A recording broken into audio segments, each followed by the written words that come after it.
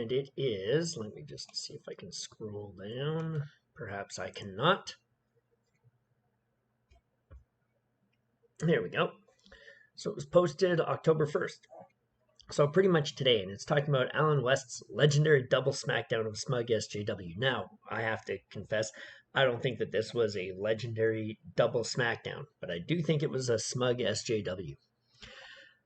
So we're going to listen to the way that this plays out for a few seconds, and then I'm going to give my comment on it. Now, I have 2 comments on the video in total, but we're going to listen to this part here first, and then I'll address this, and then I'll address the second point later. Serious question, because you might not identify.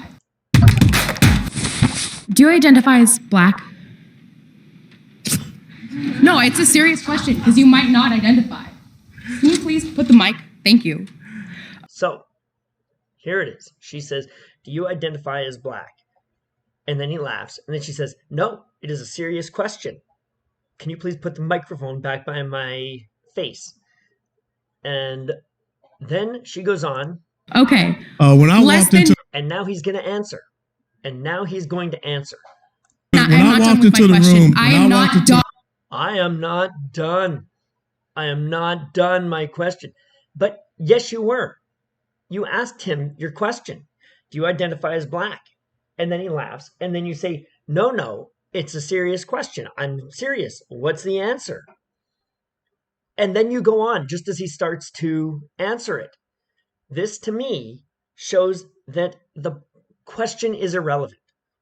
For people like this, and it's almost always people on the left, who are these crazy ideologues, who believe that their way of thinking is the only valid and valuable and correct way of thinking.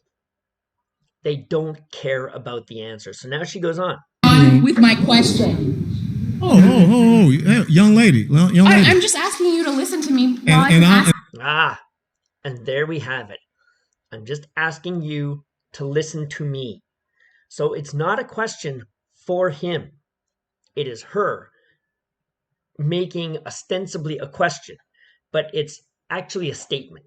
It's actually her saying through the form of a question what she wants to say, the point that she wants to make.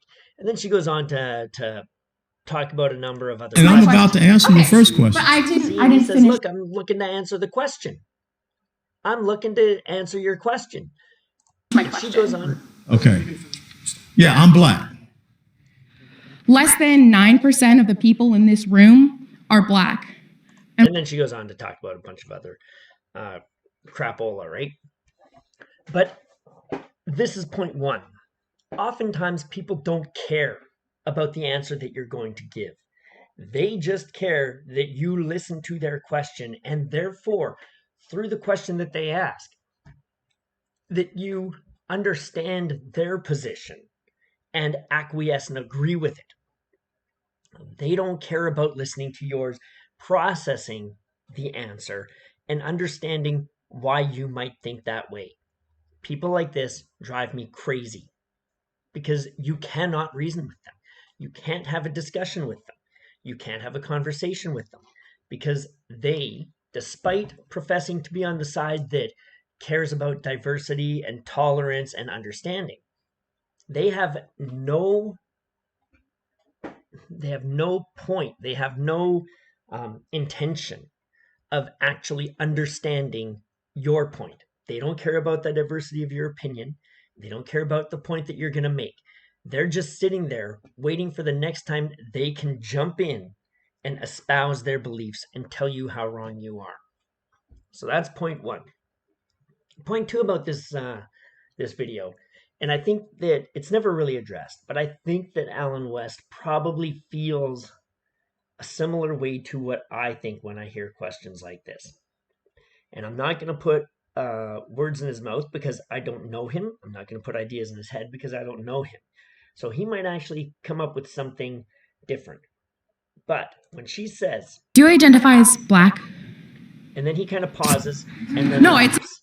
So either it's because this is a silly question. Yes, of course I am black. But I don't necessarily think that that is what he actually is responding to when he laughs. I think it's the idea that the question itself presupposes a bit of a ludicrous notion. And that ludicrous notion is that people in general go out and about in society identifying as anything in particular. Because when I leave in the morning and I go out about my business, or I go to the bathroom, or I make some breakfast or some lunch, or I drive down the street, I'm not identifying as anything, whether that's white or black or yellow or red. I'm not identifying as anything. I am just me. And this is where I think there is a fundamental misunderstanding and a real division in the way that people view the world. People that come from an ideological perspective, like social justice warriors, like those on the left, the tyrannical left, the regressive left, they I have to take them at their word when they say they identify as something. So when they say I identify as black, or I identify as white, or I identify as Native American, whatever the case might be, I think they believe everybody feels that way. But I think the ultimate goal of a free society and an equal society, one that is egalitarian in nature and meritocratic in nature, is that people not feel that way, is that people feel like an individual, and that the color of your skin does not limit how you view yourself.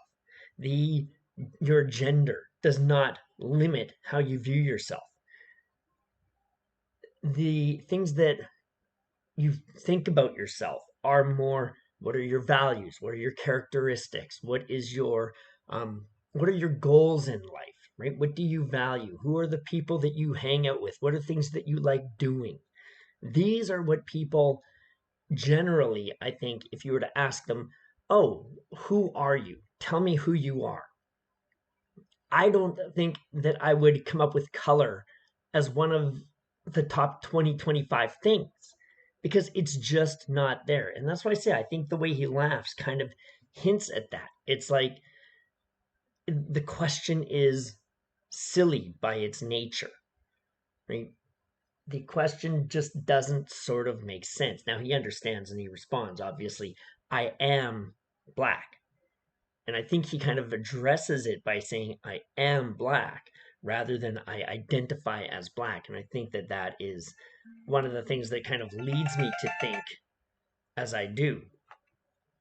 But it shows me the complete schism between how certain people view the world and how others do. And that is where I think the major problems are. Now, these are problems that I think have been compounded by the way a lot of these ideologues have taken up positions of influence, especially in the educational system. But that's probably a story for another day.